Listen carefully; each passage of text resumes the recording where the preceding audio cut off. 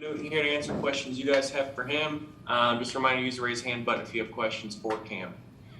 With that said, let's go to Phil Orban for the first question, followed by Scott Fowler. Hey, Cam. Good to see you again. I'm just wondering if you can start by taking us through your emotions of the week, starting with the call from Matt on Tuesday, all the way to kind of walking onto the practice field today. Ooh, how much time we got? Yeah, honestly, I'm still floating, but I feel like I'm going to say this a lot. It's not about me, and it's about being an additional piece to this team, and that's where I plan on keeping it.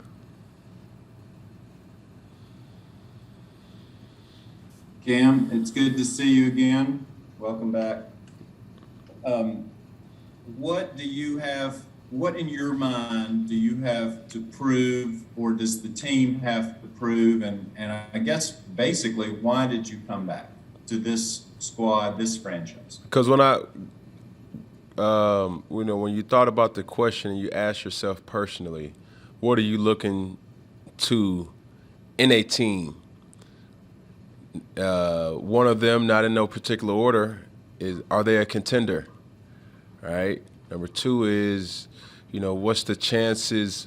Do you have a realistic opportunity to be so late in the season to compete? And number three, what's the skill set around so you can show your talents as well? And check. And it was a no-brainer. And obviously there's the added dimension where the familiarity here. But, once again, I get to the point of everybody wants to make it about, Cam's back, this, that, and the third. It's really not. It's really, look, you know where I'm here. And this ain't for no ploy. This ain't for no ticket sales. This ain't for no, Cinderella story. It's to win football games. And that's pretty much what's on my heart. And that's how I'm going about it. Thanks. Let's go to Jonathan Alexander, followed by Darren Gann. What's up, Cam? Jonathan Alexander, Child Observer. Hope you're doing well, man. I'm curious, during the time that you weren't with the Patriots until now, did you pay much attention to the Panthers and what was happening? And if so, what was your impression? And if not, I got another question for you. No, I didn't, to be honest with you. I didn't pay attention to nobody. I think throughout this time has been therapeutic to my overall growth as a person. And, just me realizing that, I have to start really maximizing each and every opportunity in my life. Not from a financial standpoint, not from a concern standpoint of things that, any other person may have to worry about. It was more or less about what are the real routines that I can start putting myself on, because for so long in my life I was always given an agenda. Like, prime example, we got a team meeting tomorrow at a certain time, we're leaving at a certain time, we're doing this at a certain time, dinner's a certain time, lunch is a certain time. When you're home, it's no reminder, So for that, I just had to insert discipline in my life. No different than any other thing any of you guys, have to deal with too. So that's pretty much it. As far as me being still connected to the game, outside of working out, I was a full-time dad, and was looking forward to it. And I was a full-time fitness fiend, and was looking forward to that too. So.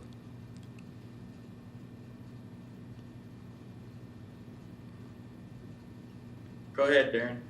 Cam, speaking of being a fitness fiend, how would you describe where you are physically right now? Are you ready to play another 7-8 games this year? And how quickly do you think you can make a contribution here? It's always mental that you think like you can conquer and do anything, but you actually won't know until you actually are in that situation. there's an old saying, stay ready so you won't have to get ready.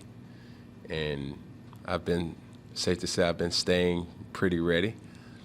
But it's still a process, though. Being away from the game for as long as I have, realistically, of course, everybody wants to say, oh, man, it's this, it's that, it's this, it's that. I think my biggest impact that I want to kind of drive and I want to be driven home is accountability. I'm holding myself accountable to make sure that I do anything Coach Rule asks of me, as well as, Coach Joe, and making sure that if they can trust me being a trusted teammate, then I can hold everybody else accountable, from PJ to, Matt to, even Sam for that particular matter. It can easily get confused why, and I can see how, but I can promise you that, my mental going into this type of situation is bring, the pride back to Carolina in ways that I know how and others know how too. It's just making sure that we maximize each and every day. All right, let's go to Joe Person next, followed by Nick Carboni.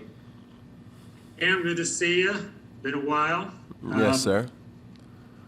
I know Matt said he called you Tuesday night, I think it was. Was there anything you wanted to hear from him about kind of the way things kind of went down 20 months ago, and or kind of the direction and his vision for how he wanted to use you moving forward? Nice to hear from you, Mr. Persons. I think you've heard this answer a lot, but it's irrelevant. Like, when it comes down to why I'm here now, it's already, late in the week, and I'm already behind. So we had an unbelievable conversation. He told me what his expectations is. I will not share for obvious reasons. And it's my job to execute what those expectations is. Were there disconnect in the past? It's irrelevant. The fact that we're able to make what may seem a lot of wrongs or some wrongs right, that's the most exciting thing about it. And to hell with feelings, it would be the biggest right and wrong by just winning football games. And that's what it pretty much comes down to. And you talked about getting here late in the week. How similar or different is this offense to ones you've run in the past? And kind of what was today about spending a lot of time with your position coach, Sean Ryan? Yeah, it was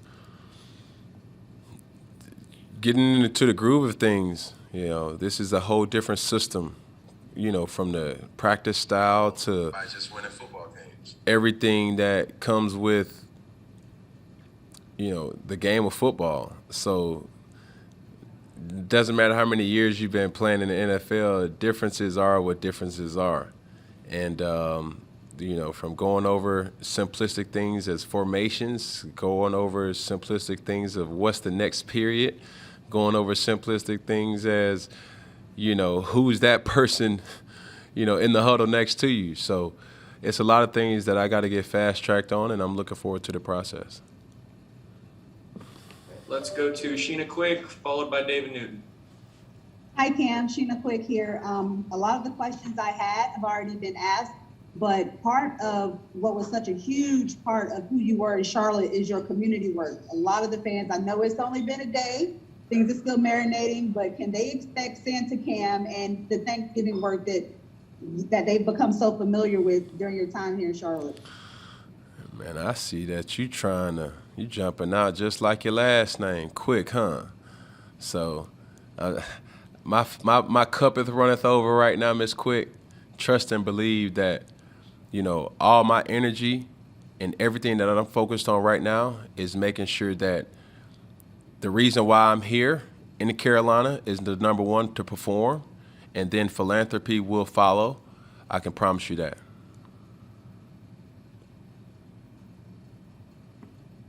Hey, Cam, David Newton here. Just welcome back to Charlotte. Good to see you. Looking good, by the way. Appreciate it. I'm curious, how has being with another organization the past couple of years changed you as a player and a person? And I've got a follow-up with that.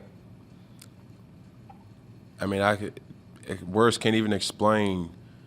Let's state the obvious. I'd be a fool not to have taken the things that I've learned at other organizations and apply it to what needs to be done here, and also learning a whole nother situation. You know, Coach Rue talked about, you know, what the brand is. And I have to buy in. I want to buy in. I'm going to buy in and get others to buy in. And that's pretty much what it comes down to. And I also want to ask you, a lot of, I guess, things going on since your return. Have you seen one, or what's the one thing you've seen from fans or whatever that's let you know they're happy to see you back? My head has been so far into a playbook that, I mean, I know the buzz is going on. And if you follow me, you know that I'm off of social media. So it's not like I can follow it. And I think that's a good thing for me now, because it'd be distracting. And I just want everybody to know, you know, who's a part of, you know, the Panther Nation, and I receive it. But, like, this ain't no parade. Like, let's get to work, you know what I mean? And I'm wasting too much time talking to the David Newtons of the world, the Scott Fowlers of the world, the Joe Persons of the world, my favorites.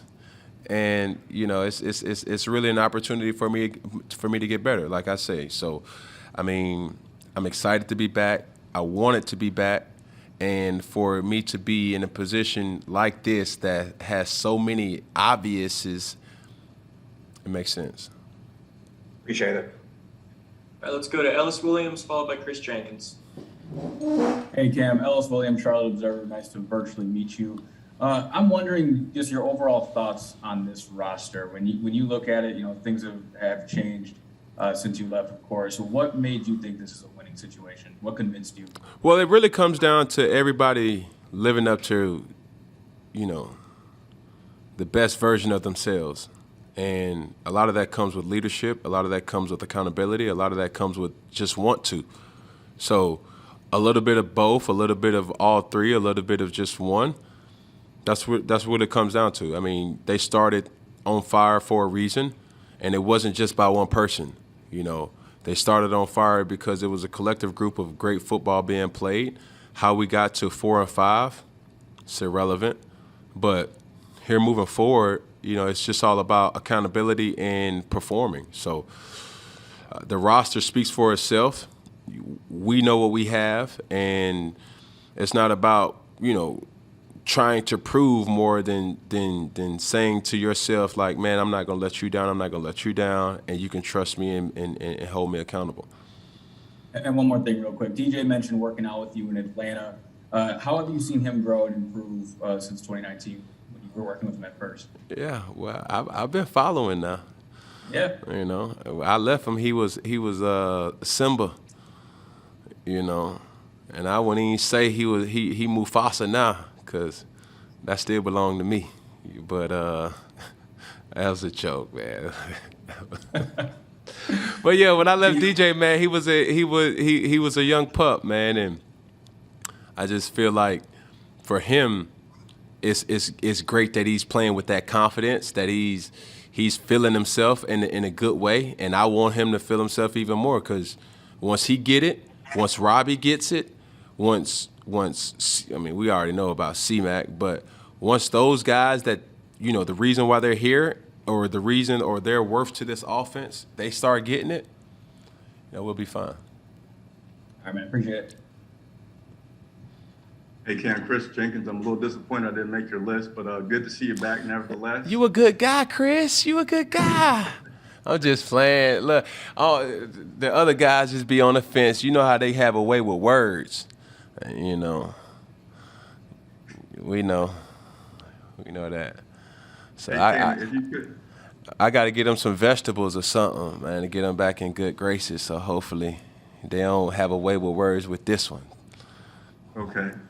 Hey, Cam, if you could, in your Funky Fridays kind of way, walk me through that call that you got earlier this week with Matt Rule, what your emotions were like during that call. And I know you can't share everything, but any highlights that you can share in terms of things that that those conversations to get you back here with the Carolina Panthers. Then I have a follow-up for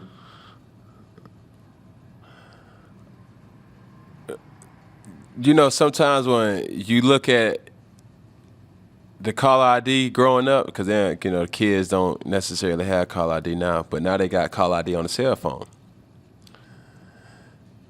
I see Matthew Rule. Missed call. I said, what in the world? It's God. Hey, it's me. Are you playing? So you missed the first call? Yeah. But I was, you know, I'm a dad, man, you know, tapping in, doing the responsibilities, holding myself accountable. And then also in November, man, I've been fasting too. So, you know, making sure that detoxifying myself from my cellular device can be a distraction. So a little bit of all those things. And once I seen it, it was like, hold up, somebody playing with me?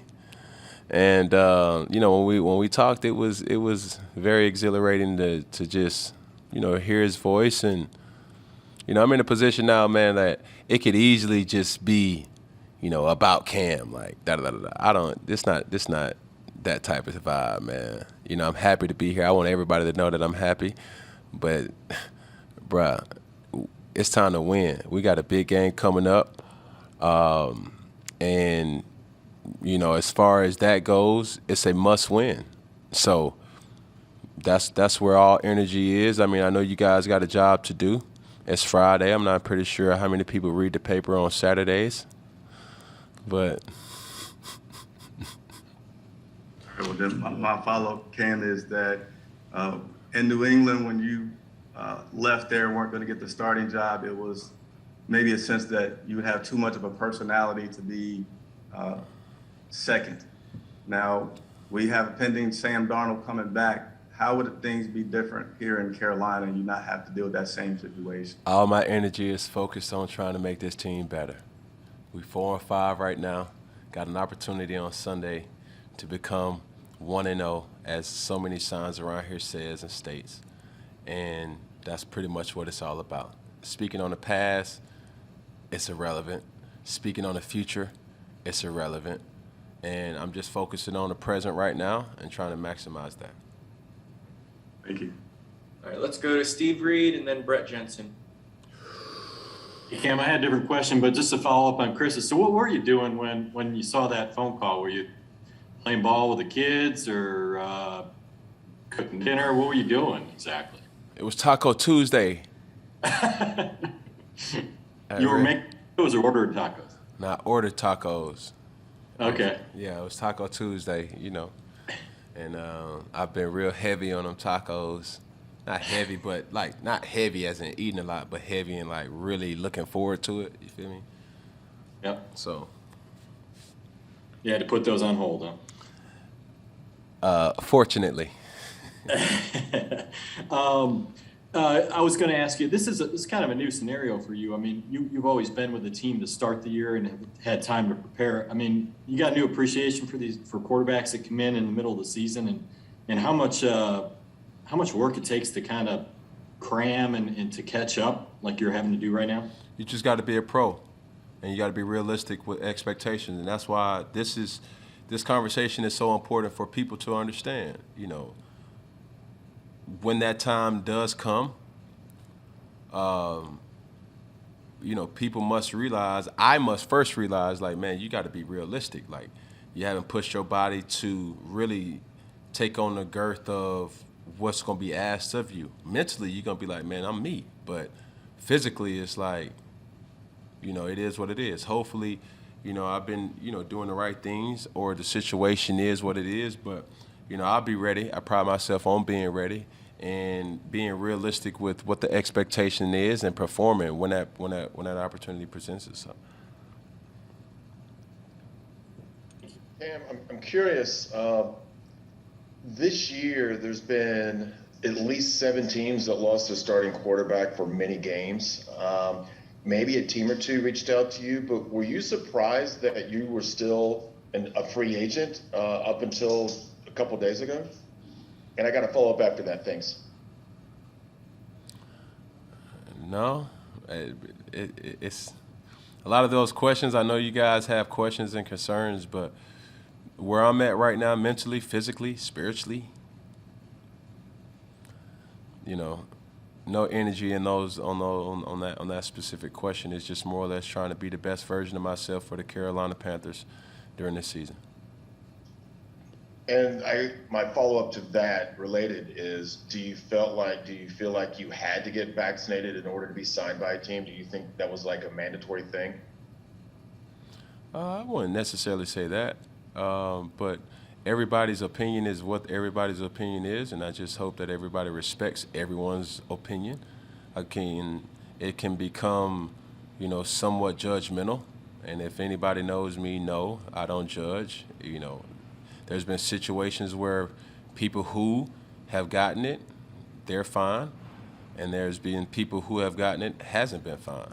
There's been a situation where people who didn't get it are fine, and people who didn't get it are not fine. So either way, it's risk and reward, and however you want to look at it. All right, guys, we're a little tight on time, so we'll get 3 more in. So we'll go to Colin Cole, followed by Steven Toronto, and finish with Joe Person. Thank you. Cam, what's up, man? This is Colin Cole, man. I don't know if you remember me, but I played with you back in the day. Man, you cut your hair, man. No. I'm still here. Still back there. I see. I'm still back there. But hey, man. Hey, so what's going on? I appreciate. Hey, I'm good, man. I hope you're doing well, and impeccable. I appreciate the opportunity. And so, hey, I'm talking to you from a different point of view. Back when I met you back in 2013, I was coming off of a similar situation, having not played for a bit of time. And so my question to you is, coming into that same type of situation, how do you approach this? Like, is this a situation where you feel like this is kind of make or break for you the rest of your career, or how do you feel about this situation for you moving forward? Man, I'm gonna tell you this: it's so much gratitude. Not to say I ain't had gratitude before, but this time it hit different, Yeah, so, bruh, I want to be present. I've said that talking to so many different people. I want to be so present that I even had opportunities to look at my phone. I don't want to look at my phone. That's kind of what I've been on here lately. But I just want to be there. I'm so excited to be back in Carolina and to be playing meaningful games, not just no one-day contract. Put your, you know how that go. So for me, it's like, man, God has granted me an opportunity that a lot of people don't even get. So I got to do right by it. So that means I have to prepare the right way. I can't assume, I can't just guesstimate, because every opponent almost has the same energy. It's irrelevant, bro. We know who you are. We may fool with you, we may not. It's still about winning football games. And when you have an opportunity to win football games and it count, it's something special. So, yeah, this second go around, man, it's so much to be grateful for. But I think the preparation is going to be extremely key, being that I'm so far behind, and I don't want to take nothing for granted. Absolutely, man. Speaking from my own experience, man, it's definitely a grateful opportunity. Yeah. Considering all things considered, and you are in a prime position to take full advantage of that, man. Yes, I'll definitely see you around them hallways, brother, and good luck to you. Appreciate you, man. Hope the family and kids are good, bro. Same to you, brother. Absolutely. Cam, it's damn good to see you again. So the names and faces in the locker room from the time you were last year, they've really changed. And I know that some guys are still there, like, DJ, Shaq, J.C. Carter, and all those guys. As you've gotten to know some of the new guys in the locker room yet, how have the nicknames been developing, or have you worked on them yet? Oh, word, they coming. They brewing. I got one just off of, well, really two. Got Bruno Mars. Yeah, my guy. put your hands up in the moon. What y'all gonna do? He just dropped an album, by the way. Can't wait to listen. And then we got C-Mac Jr. And for people who don't know, it's just like, man, bro, that's lame. I'm like, you think it's lame until it catch, and when it catch, it's gonna catch like something. So For what it's worth, I think they're cool as hell. yeah, I mean it's dope. It's this team unity, and it's funny that when I seen Ian was like, bro, like you didn't call me Chief Keef. I'm excited. I'm like, yeah, see, you bought in. So I mean, it's so good to be back here, man. It's so good to have an opportunity again, and once this is over, conversation that is, it's back to work. Let's go to Joe for the final question. Hey, Cam, I'd be interested to hear more about the fasting and how are you just in terms of, are you at your playing weight at this point? Oh yeah. Fasting kind of stemmed from a church service that I attended at my home church in Atlanta by way of Holy Zion Center of Deliverance that my father is a preacher of. And in the month of October, and still speaking on the talking points of transition and how God can transition your life into your new beginning. So, which is crazy. Talking to Colin, it's a lot of gratitude here. He came from the book of Exodus. And if people knows the Bible, they know Exodus is about Moses. And, one thing that God was, kind of trying to teach Moses through this transition was just have faith, trust me, trust in me. Everything that your heart's desire, everything that you need, I will give it to you. So I felt like in a lot of ways, while I had this off time, I felt like Moses. When you go to the desert, when you go in that place of isolation, it's just you and God. It's just you and your circumstance. And it's not for you to question. It's not for you to be angry. It's not for you to it's just for you to just trust. And that's what I did. And I hope, that this situation doesn't change me because I'm in a good place, man. And not only a good place before this, I'm even in a better place now. You feel me? So, man, boy, if I was any better, boy, I'd be a twin. Like, I really feel that way because, man, I feel like I'm home. I know I'm home, but, a person said to me yesterday, it was like, happy to see you, Cam. Glad that you came back to us. And I'm like, man, I'm glad y'all came after me. You feel me? And I just want people to know, man, it's such, like, a lot of times your message can get kind of misconstrued with certain situations and stipulations. And I speak on this once. And the fact that this is the last question I can, and there's no follow-up questions. Was I in a predicament where I was human? Yeah. Did I feel a certain type of way? Absolutely. But I'm just happy that those decisions didn't go into this decision, right? And some of them did. And when you have these conversations with important powers that be, this could be something special. But it's always going back to winning. That's what it's all about. That's why I'm here. It's not about, this wasn't no apology. You know what I'm saying? Like, oh, man, we did you wrong. Let's bring you back. And like, no, Because to be honest with you, it's like there was a version of myself, and even speaking on, fasting. A lot of people look for the new year to be, new year, new me. New Year's resolutions or things like that. But for me, I had an epiphany, had a thought in my mind to say, I want to become the best version of myself going into this new year without even this opportunity. I felt like I was cheating myself. I was cheating my children. I was cheating my brothers. I was cheating my businesses. I was cheating my people who know me, my friends. I was cheating my business associates. And it wasn't that I was a bad person. It was just like I needed to implement structure constantly every single day and purge myself from anything that's keeping me from that. And that's all it was.